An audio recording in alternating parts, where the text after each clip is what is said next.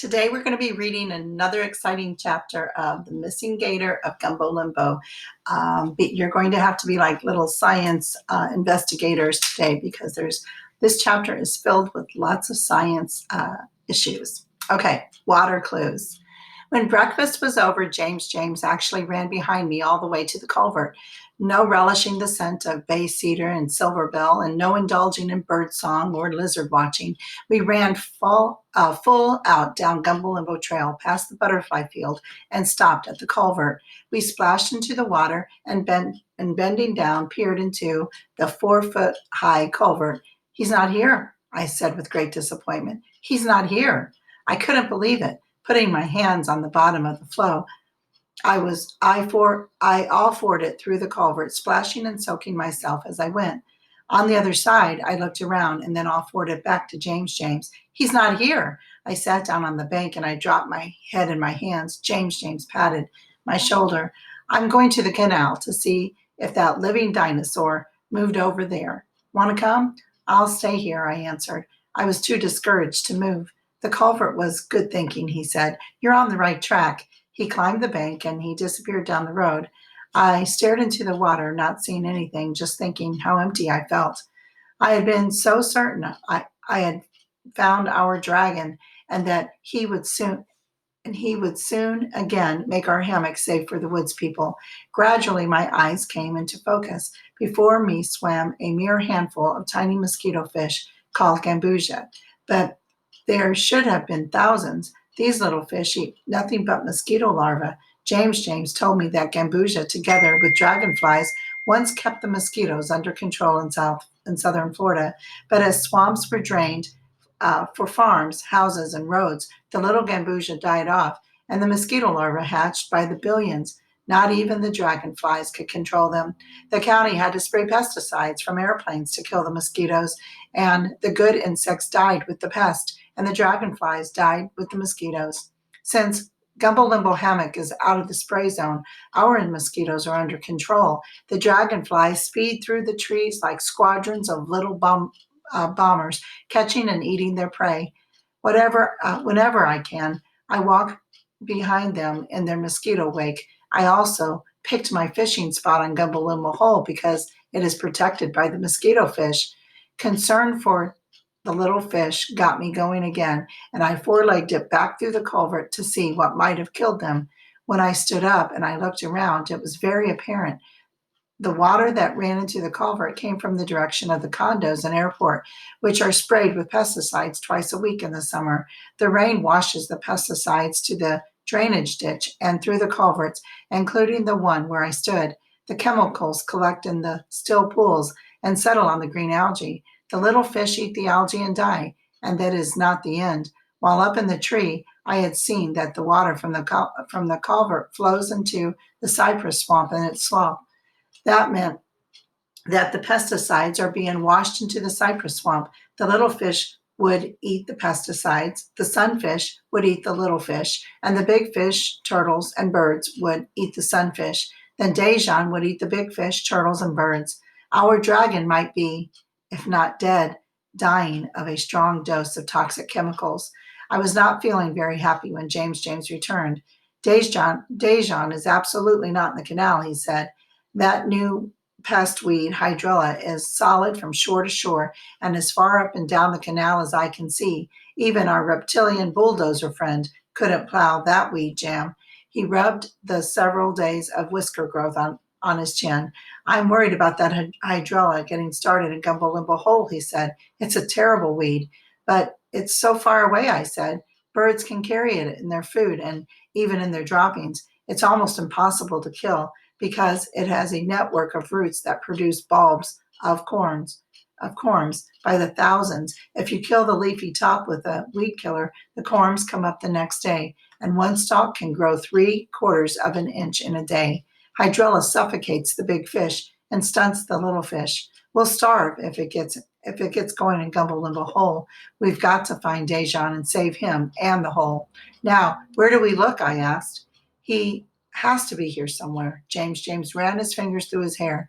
"He didn't grow wings and fly away. A 12-foot alligator wouldn't leave our hole and wetlands unless There was a drought, and he was starving to death, which he is not, thanks to the Gumbo Limbo fish in your turtle trap, I said.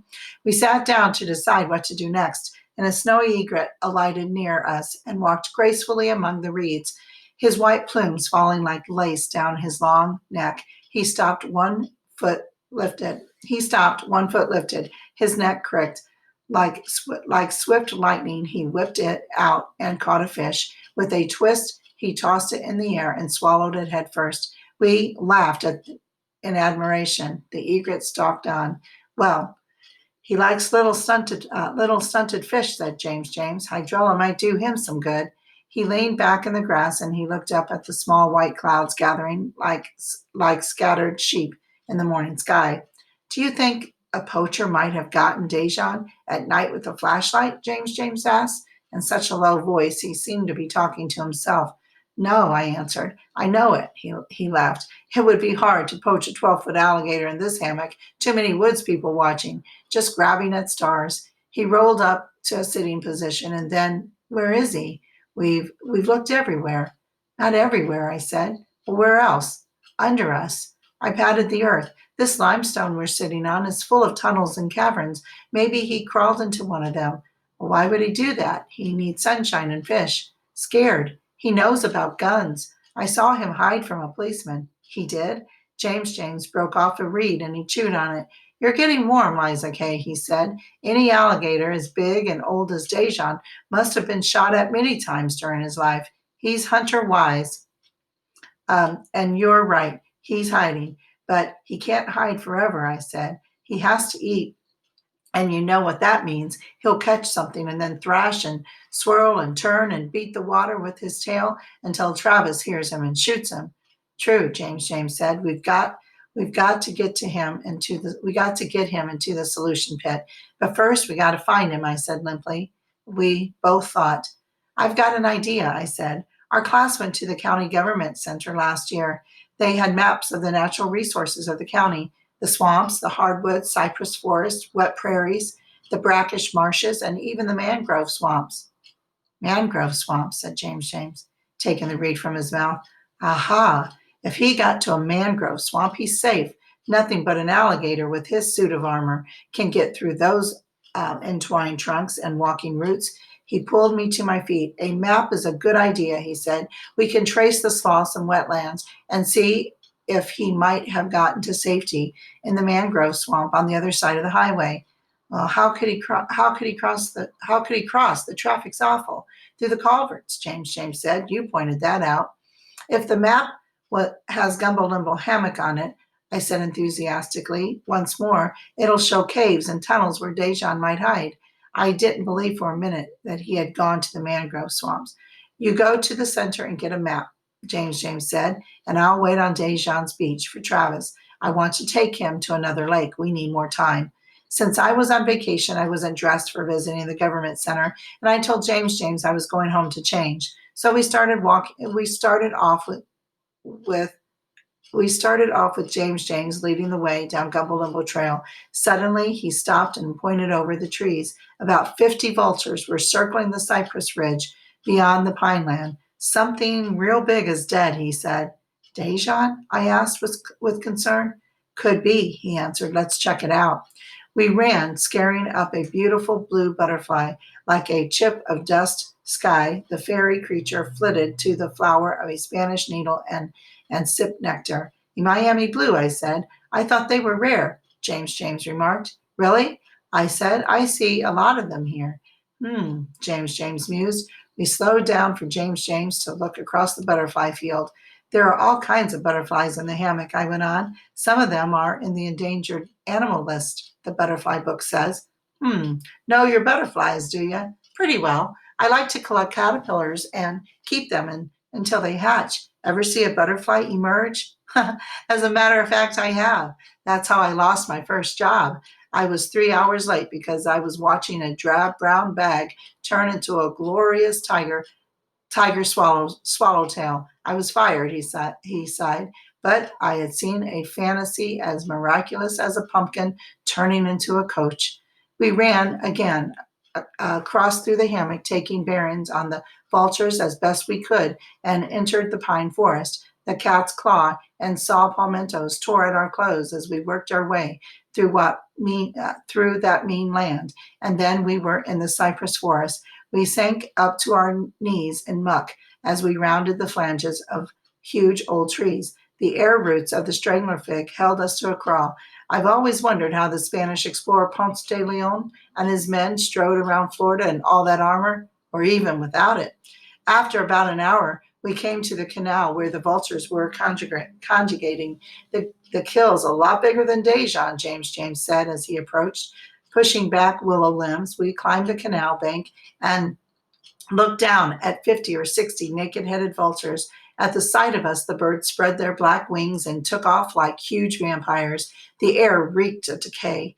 The birds we saw were feeding not on Dejean, but on thousands of dead fish. James didn't seem to mind the foul smell. He stepped off the levee to the water's edge, and he walked along, examining fish, plants, and weeds. Everything's dead or dying, he called, and then reached into his back pocket and took out a jelly jar. He filled it with water from the canal and smelled it. Brackish, he said. Salt water is killing the fresh water life.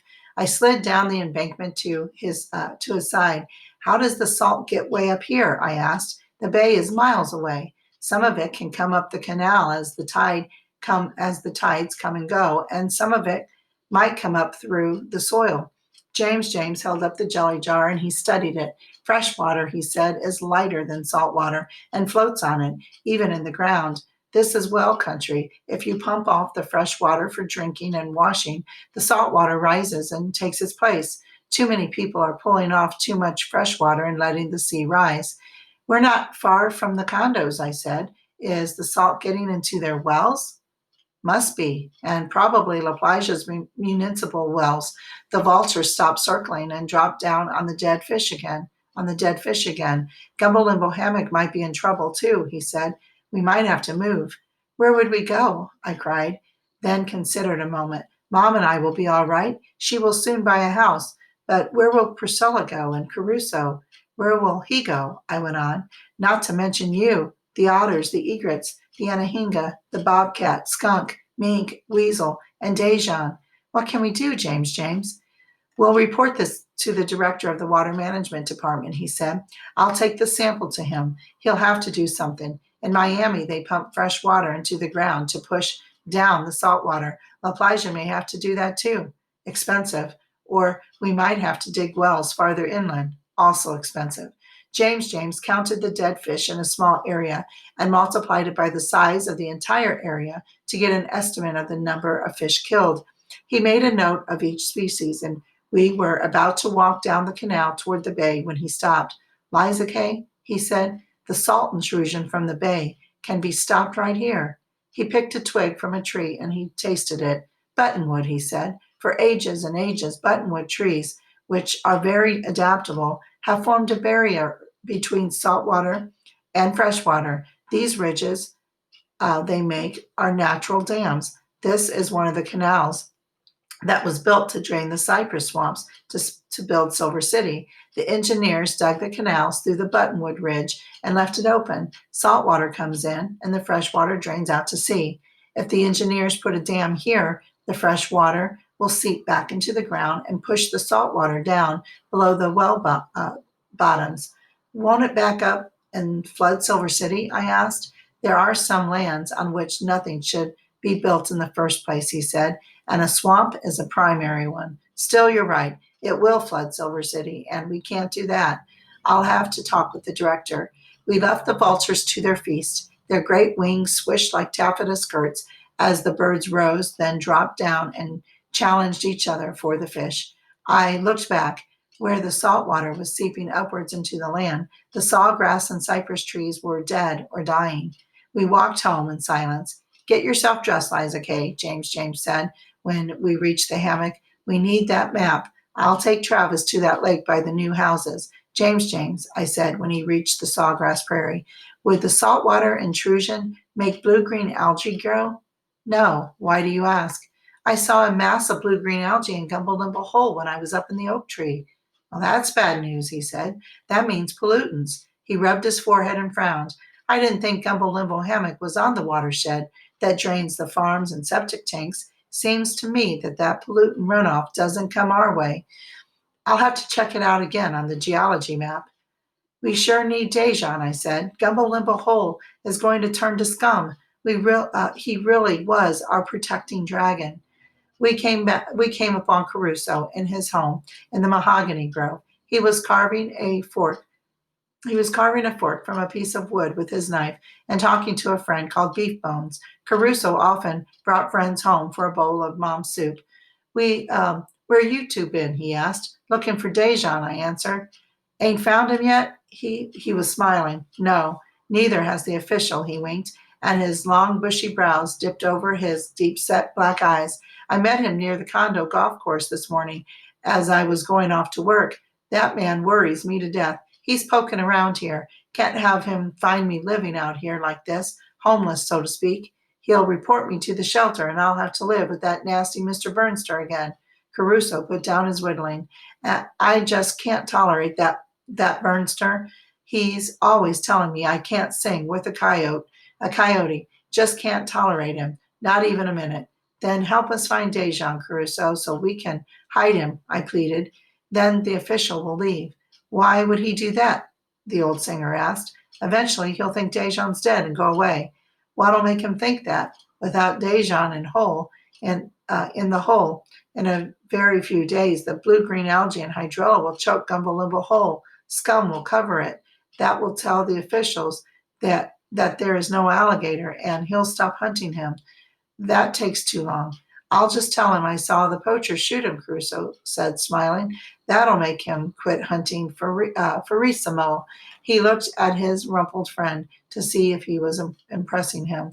Good idea, Beef Bones said, without moving his lips. Beef Bones was as thin as his name and also smelly. I backed away, pulling James' sleeve to come along and start through the woods. After leaving James at the banyan tree, I went home by way of the solution pit to taste the water. It was fresh and sweet. It should have been salty. Things are mysterious in nature. As I passed Priscilla's home, I saw that her card table was folded and hidden behind a tree. Her 2 bags of mini gin bottles were stuffed between the flanges of the cypress, and she was nowhere in sight. I decided that she was afraid Travis would find her and had hidden somewhere. I didn't mean to pry, but as I looked around for her, I happened to see tucked under the brown paper bags many little packages of sugar, like the kind you get for free in restaurants. Priscilla must stop for coffee and collect them too. Nature is mysterious, but so are the woods people. All right, I hope you enjoyed chapter 4. Thanks for listening.